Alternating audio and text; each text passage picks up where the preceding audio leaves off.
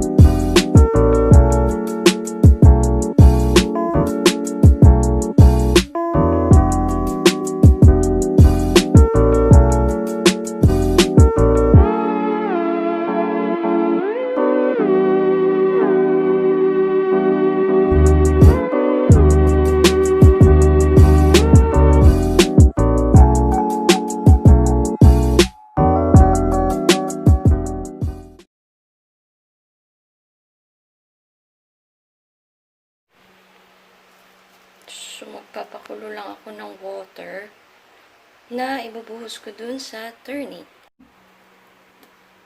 Ayan, buhusan na natin ng hot water. In a few minutes, makikita na ang pag-transfer ng color dyan sa water.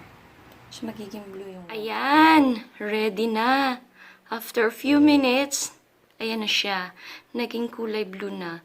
So, para mas exciting, pwede itong lagyan ng calamansi juice. Or kung meron kayong lemon juice, then add sugar or honey.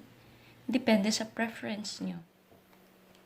Ayan. So, pwede rin siya sa milk. Try natin yung milk.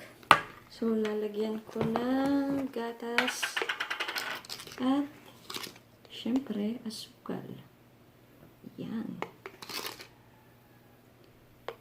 Pag gagawin nyo siya sa milk, kailangan mauna muna yung flour na palabasin yung katas bago titimplahin yung milk. Dahil pag pinagsabayan nyo yung milk, saka ihuhulog yung flour doon sa hot water with milk, hindi lumalabas yung kulay. Lumalabas ng konti pero hindi yung talagang ganyan na kulay blue. So, mix natin. Gawin natin. Ito na siya.